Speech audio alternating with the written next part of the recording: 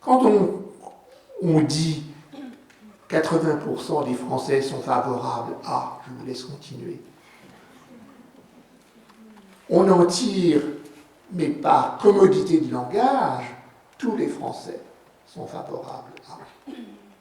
Mais ce passage du plusieurs ou tous correspond exactement à ce que j'évoquais à propos de l'ethnos. Ce qui est premier, c'est le plusieurs, et le tous, c'est second. Et il arrive, dans la politique moderne, que le plusieurs fasse obstacle au tous, ou que le tous fasse obstacle au plusieurs. Mais dans le plusieurs de la politique moderne, c'est-à-dire le plusieurs de la statistique, là non plus, il n'y a pas de place pour la dimension de ce qui manque à sa place. Après tout, les sondages sont faits pour connaître l'opinion de ceux qui n'ont pas participé au sondage. C'est fait pour ça. Et c'est ce qui permet. Et je ne suis pas de ceux qui mettent en doute les sondages pour cette raison. C'est au contraire leur technicité propre que de permettre que par eux, on puisse connaître l'opinion de ceux qui n'ont pas participé. Ce qui veut dire que c'est comme dans l'Ecclésia, ceux qui ne sont pas là, ça n'a aucune espèce d'importance. Ils ne manquent pas à leur place. C'est l'inverse, certes, puisque dans l'Ecclésia, ceux qui ne sont pas là ne votent pas, puis c'est tout. Dans le sondage, ceux qui ne sont pas là s'expriment, grâce aux techniques de statistique, mais même si c'est inverse, c'est la même chose. Comme le dit de façon immortelle un héros d'un livre d'Henri Mauroy, un pigeon qui s'appelle Monsieur d'Amour tendre, et qui demande à l'héroïne de lui indiquer l'Est et l'Ouest, et elle se trompe et il lui répond très aimablement, c'est ça, sauf que c'est le contraire. Et bien là, c'est la même chose.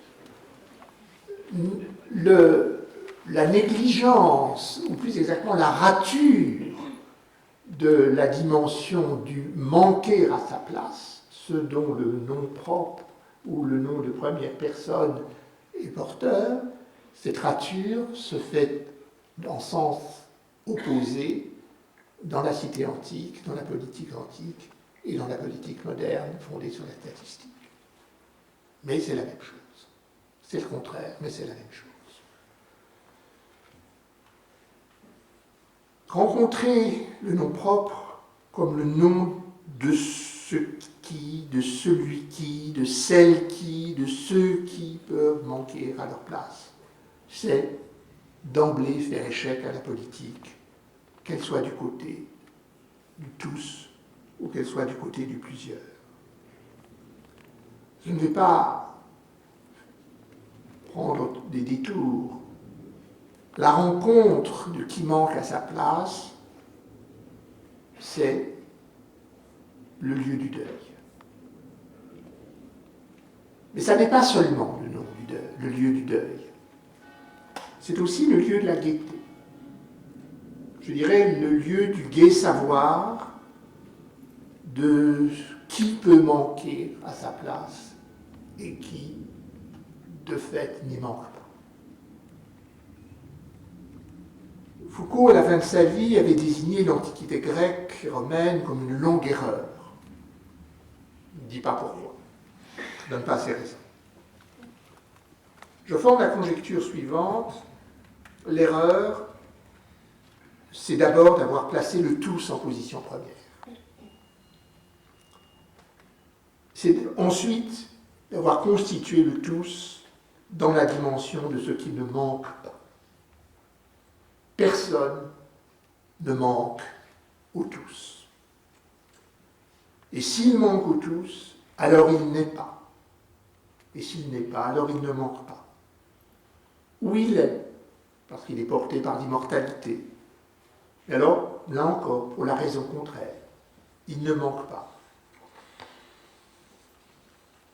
Mais cette erreur, si c'est bien cela que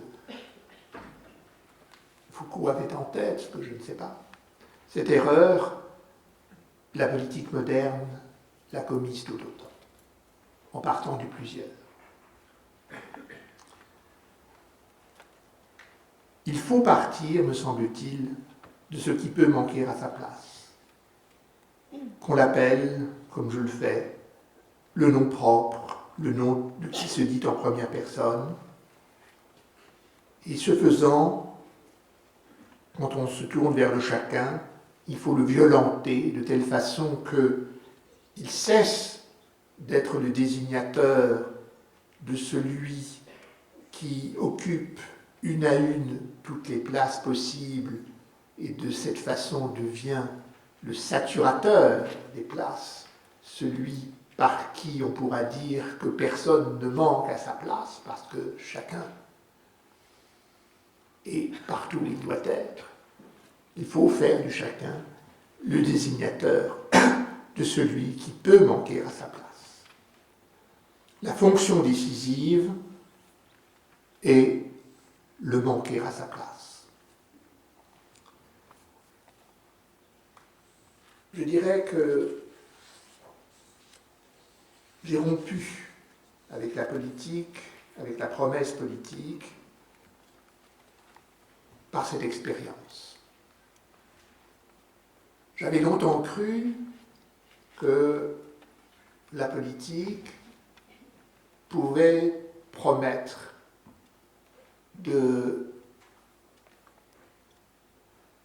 se faire l'instrument de ce qu'il n'y ait jamais de manque à sa place. L'expérience d'un deuil m'a appris que cette promesse était vaine. Ensuite, j'ai été séduit par les déserts sans nom propre et sans nom première personne. C'est le savoir absolu dont je me suis fait le fidèle serviteur pendant plusieurs années. Et puis, j'ai été amené à réfléchir au nom de première personne, c'est-à-dire au nom de ceux, de celle, de celui, de celle, de ceux qui peut manquer à sa place. Ce que Sartre appelait la contingence, ce que Benny Lévy a appelé le retour, puisque le retour, c'est comme conséquence que celui qui a opéré le retour manque à la place où il était, mais qu'il découvre rétroactivement qu'il avait manqué à la place où il est retourné.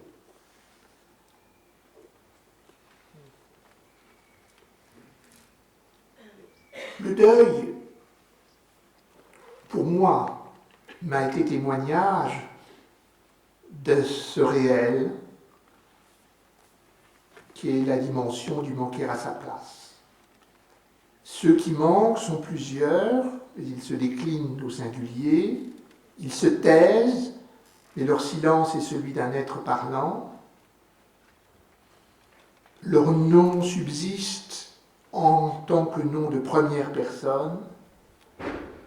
La tristesse qu'induit leur absence est à la mesure du gai savoir qu'une oreille attentive peut percevoir quand leur nom résonne.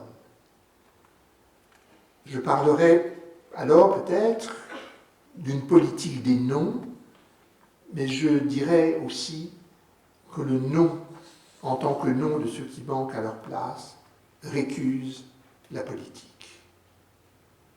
Le réel, c'est ce qui peut manquer, que ça manque, ou que pouvant manquer, ça ne manque pas. Pas encore.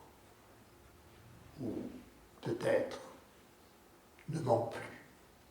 Voilà ce que j'avais à dire.